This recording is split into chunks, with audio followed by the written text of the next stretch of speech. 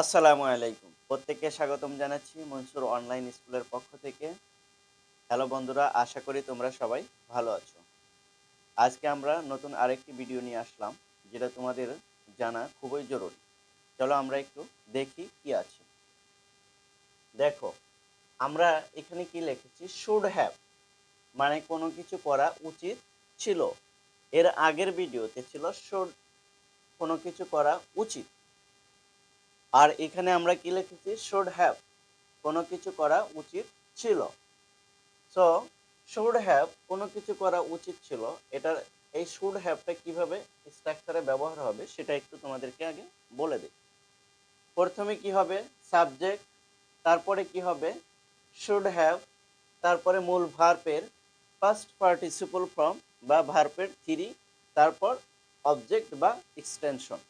Right?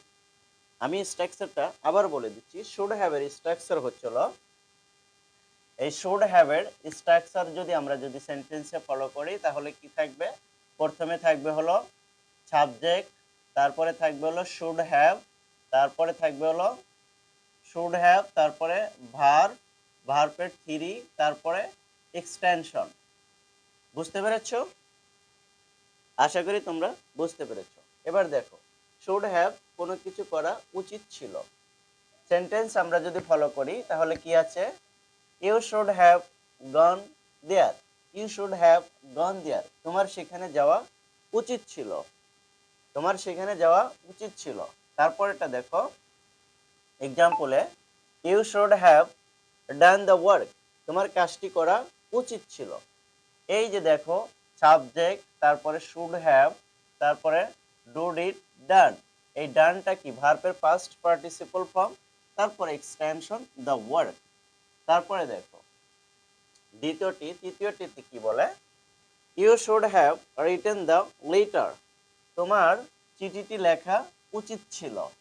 এখানে ইউটা subject, তারপরে শুড হ্যাভ, এটা হলো তোমার হলো এই যে আমাদের স্ট্রাকচারের শুড হ্যাভ, তারপরে হলো রিটেন, এখানে তোমার এটা কি? ভার্বের পাস্ট পার্টিসিপল ফর্ম, আর বাকিটা হলো অবজেক্ট বা এক্সটেনশন। তোমার চিঠিটি লেখা উচিত ছিল। তারপরে কি? ডিতে আমরা কি এক্সাম্পল দিছি?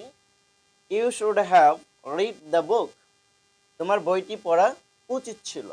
এবার দেখো, ইউটা সাবজেক্ট, শুড হ্যাভটা আমাদের স্ট্রাকচারে শুড হ্যাভ, তারপরে রিডটা কি? ভার্বের থ্রি। আমরা জানি রিড রিড রেড, রিড তিনটা ফর্মেই একই থাকে। সো রিড দ্য বুক, তাহলে কি? তোমার বইটি পড়া উচিত ছিল। তারপরে আরেকটা কি আছে এক্সাম্পলে? You should have played football, তোমার ফুটবল খেলা উচিত ছিল।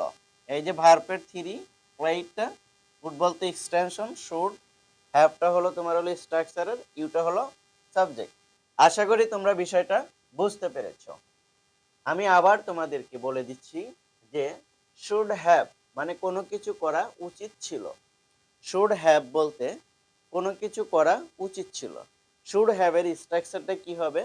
সাবজেক্ট, তারপর শুড হ্যাভ, তারপর ভার্বের পাস্ট পার্টিসিপল ফর্ম, তারপর অবজেক্ট। আশা করি শুড হ্যাভের স্ট্রাকচারটা তোমরা ভালোভাবে বুঝতে পেরেছো। আবারও বলেছি আমি, শুড হ্যাভের স্ট্রাকচারটা হবে হলো সাবজেক্ট যোগ শুড হ্যাভ যোগ ভার্বের থ্রি বা ভার্বের পাস্ট পার্টিসিপল ফর্ম অবজেক্ট। আশা করি শুডের স্ট্রাকচারটা তোমরা ভালোভাবে বুঝতে পেরেছো। এখানে আমি আবার স্ট্রাকচারের সাথে আবার সেন্টেন্সগুলো বলে দিচ্ছি। You should have gone there, তোমার সেখানে যাওয়া উচিত ছিল। You should have done the work, তোমার কাজটি করা উচিত ছিল। You should have written the letter, তোমার চিঠিটি লেখা উচিত ছিল। You should have read the book, তোমার বইটি পড়া উচিত ছিল। You should have played football, তোমার ফুটবল খেলা উচিত ছিল। তাহলে এবার আমরা এক্সাম্পল বা এক্সারসাইজ দিছি তোমাদের জন্য, সেটা হলো বিগিন, তারপরে নো, হেল্প, কাম, কুক। এই পাঁচটি ওয়ার্ড দ্বারা তোমরা কি করবে? শুড হ্যাভের স্ট্রাকচারে ফেলে তোমরা সেন্টেন্স তৈরি করবে। সেন্টেন্স কয়টা সেন্টেন্স তৈরি করবে? পাঁচটা। Begin no, help, come, cook.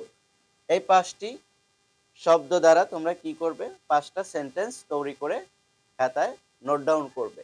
আশা করি তোমরা শুড হ্যাভ এর স্ট্রাকচার এবং শুড হ্যাভ এর যে সেন্টেন্সে যে ব্যবহার সেটা তোমরা ভালোভাবে বুঝতে পেরেছো।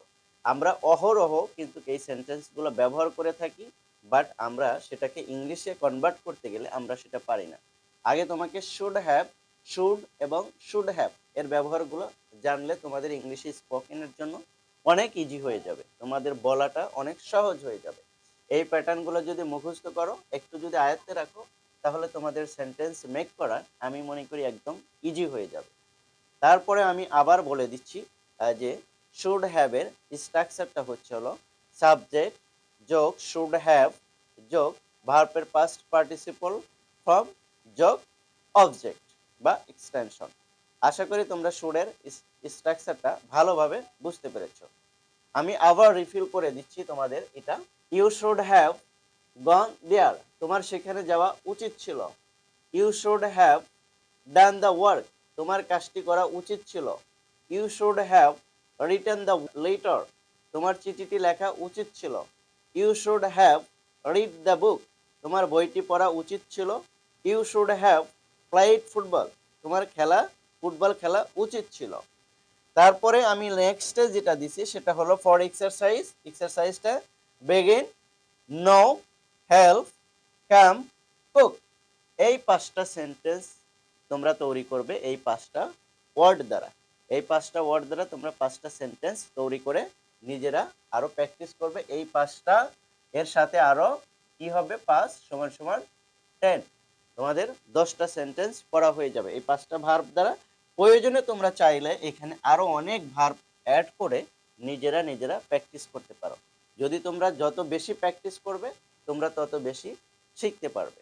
সো এই স্ট্রাকচারকে ফলো করে তোমরা এই 5টি আমি দিয়েছি, এর সাথে তোমরা আরো বেশি করে ভার্ব যুক্ত করে, আর ভার্বগুলো কিন্তু খেয়াল রাখবে প্রত্যেকটা ভার্বই কিন্তু ভার্বের পাস্ট পার্টিসিপল ফর্ম হবে, রাইট? স্ট্রাকচার হলো সাবজেক্ট যোগ শুড হ্যাভ যোগ ভার্বের পাস্ট পার্টিসিপল যোগ অবজেক্ট। আশা করি তোমরা বিষয়টা বুঝতে পেরেছো, আর এগুলো প্র্যাকটিস করতে থাকো। আর দ্বিতীয়ত কথা, যারা শুডের ব্যবহারটা দেখো নাই তারা আমাদের পার্ট 1-এ বা শুডের ব্যবহারটা দেখে আসবে, তারপর শুড হ্যাভ এর ব্যবহারটা দেখবে, তাহলে তোমাদের জন্য বোঝাটা অনেক ইজি হয়ে যাবে।